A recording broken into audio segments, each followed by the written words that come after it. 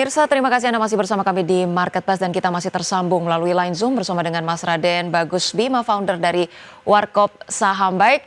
Mas Bima, tadi kita sempat singgung sedikit terkait dengan penguatan sektor barang baku di perdagangan kemarin secara sangat signifikan seiring dengan menguatnya harga emas global. Kalau kita lihat ada banyak sekali emiten emas yang melonjak cukup signifikan. Anda melihat ini bisa menjadi sentimen setidaknya menjadi jangka menengah begitu, ataukah sebetulnya sudah terprice in sehingga saham-saham emas ini sudah mulai rawan profit taking atau koreksi, Mas Bima? Ya, saya pikir sentimen untuk emiten komoditas tetap kita harus posisikan untuk jangka waktu yang pendek ya. Kalaupun memang menengah, saya pikir ini hanya untuk di beberapa saham saja dan keadaan tertentu saja. Kalau kita tahu ya bahwa pergerakan atau penguatan komoditas emas ini sebenarnya kalau kita lihat secara grafik komoditasnya bisa kita lihat jangka waktu panjangnya ataupun mediumnya itu uptrend. Nah, sementara kalau kita lihat beberapa emiten emas ya seperti misalkan yang terbesar atau yang berkaitan dengan komoditas ini adalah Aman, BRMS ini memang menguat saat ini ya, menguat dalam 1 bulan terakhir ini. Tapi kalau memang seharusnya kalau memang mengikuti pergerakan komoditas emas yang kategori long term, medium, short termnya ini semua uptrend, seharusnya emiten-emiten ini pun secara jangka waktu medium ataupun menengah itu uptrend juga. Tapi ini tidak terjadi. Artinya tidak hanya atau tidak secara garis lurus ketika harga emas naik pasti sahamnya ikut naik. Nah, walaupun memang saat ini karena memang kita masih minim sentimen sehingga pada saat ada sentimen yang terlihat signifikan yaitu adalah penguatan emas kadang menguat 3%, menguat 2%, ini yang membuat investor langsung bisa beralih ke saham-saham yang berkaitan dengan emas tersebut karena memang investor tidak menemukan adanya katalis-katalis positif di sektor yang lain sehingga sektor tersebutlah yang menjadi perhatian dan ini baru terjadi penguatan signifikannya memang dari semenjak libur Lebaran kemarin yaitu adalah dari awal April. Tapi sebelum-sebelumnya tidak mengikuti secara linear seperti itu. Baik, berarti yang menjadi perhatian adalah saham-saham emas ini juga punya banyak komoditas lain yang belum punya katalis cukup kuat sehingga rawan masih harus diperhatikan lebih lagi begitu ya. Tidak berarti serta-merta kenaikan harga emas yang terus-menerus juga akan seiring dengan kinerja setiap saham yang ada komoditas emasnya begitu ya, Mas Bima. Baik, Ya, betul. Mas Bima, kita terlebih dahulu melihat saham-saham pilihan analis di layar televisi berikut ini.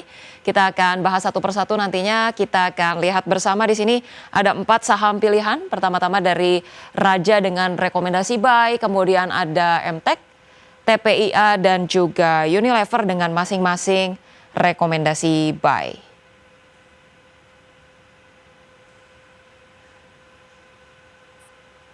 Baik, kita akan membahas lebih lanjut terkait dengan saham-saham pilihan tersebut bersama dengan Mas Bima. Baik, kita ke Raja terlebih dahulu. Prospeknya seperti apa nih untuk sektor energi, Mas Bima dengan rekomendasi buy?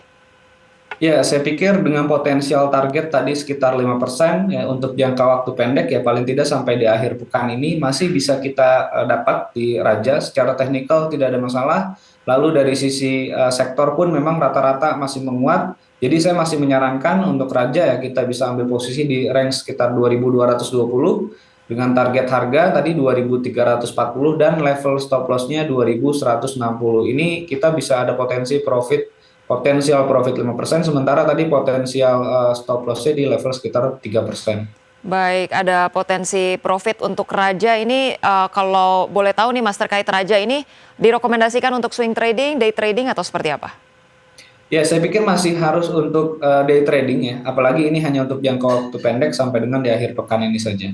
Baik, day trading setidaknya sampai akhir pekan. Kita ke MTEK, Mas Bima, kalau kemarin ini MTEK ramai begitu ya bagi-bagi dividen besar. Nah, ini sentimen positifnya apa Mas untuk perdagangan pekan ini? Ya, saya pikir selain daripada hasil yang menurut saya cukup baik ya disambut oleh investor, dividennya besar, lalu juga masih memiliki, kita jangan sampai lupa bahwa MTEK ini saat ini sedang menyiapkan juga ya anak usaha untuk melakukan IPO. Nah, ini kita tinggal menunggu saja aksi korporasi ini saya pikir nantinya akan membantu investor MTEK ya untuk menahan diri, atau bahkan investor yang belum memiliki MTEK akan melakukan pembelian, sehingga saham MTEK saya sarankan untuk bisa kita simpan beberapa waktu karena masih memiliki potensi menguat paling tidak untuk jangka waktu beberapa waktu ke depan, 1 sampai 2 minggu ini target sampai dengan 645. Ini adalah harga tertinggi ya, yang paling dekat ya untuk saham MTEK yang bisa dicapai ya. Ini potensial profitnya sekitar 8%. Lalu saya menentukan level stop loss-nya ini di sekitar 570 dengan potensial loss-nya itu minus 4%.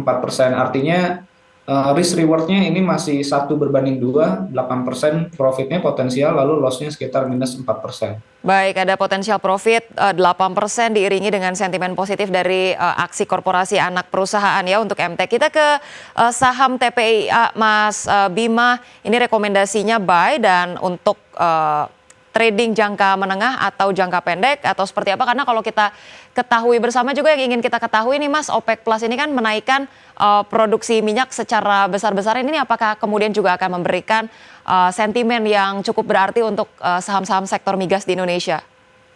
Ya, pasti itu ada pengaruh ya. Tapi saat ini seperti yang tadi saya sampaikan di awal bahwa emiten-emiten kita ini sedang memperhatikan sentimen di dalam negeri atau domestik.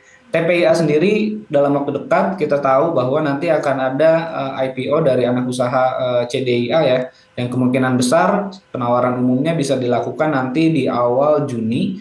Nah, saya pikir ini yang akan juga bisa secara histori ya, anak usaha mau IPO, ini induknya akan dijaga atau bahkan mengalami penguatan. Ditambah lagi satu lagi bahwa TPIA ini sedang masa buyback yang ini berakhirnya juga hanya sampai di bulan Juni yang nilainya itu sekitar 2 triliun. Nah, saya pikir ini menjadi sentimen yang paling baik ya untuk di saham TPIA. Saya menargetkan untuk bisa kita hold bahkan sampai nanti listing saham anak usahanya. Jadi kurang lebih bisa kita hold sampai dengan 1 bulan ke depan dengan target penguatan di level sekitar 10.000. 10.000 ini merupakan target harga tertinggi ya untuk level buyback dari saham TPIA itu sendiri. Jadi saya menargetkan harga 10.000 dengan potensial profit ini sekitar 15% dan level stop loss itu 8.300 atau sekitar minus 5% ya dari harga saat ini. Baik, lagi-lagi sentimen buyback dan juga IPO dari anak perusahaan ini menjadi perhatian investor domestik dari kinerja fundamentalnya. Baik, kita ke saham Unilever. Sentimen positif apa Mas untuk Unilever setelah pekan kemarin juga penguatannya cukup tajam untuk pekan ini dan trading jangka menengah atau seperti apa untuk Unilever? Ya, saya pikir ini satu saham yang sangat ikonik ya, karena kita mengenal Unilever ini dulunya adalah saham yang memang berfundamental sangat baik, sehingga di tahun-tahun berikutnya ketika mengalami penurunan, yang berturut-turut mengalami penurunan, investor ini sudah banyak yang menghindari Unilever. Tapi ya ada kejutan yang sangat baik di kuartal pertama di tahun ini. Sehingga pada saat Unilever mengalami profit dan bertumbuh laporan keuangannya, investor kembali euforia ya.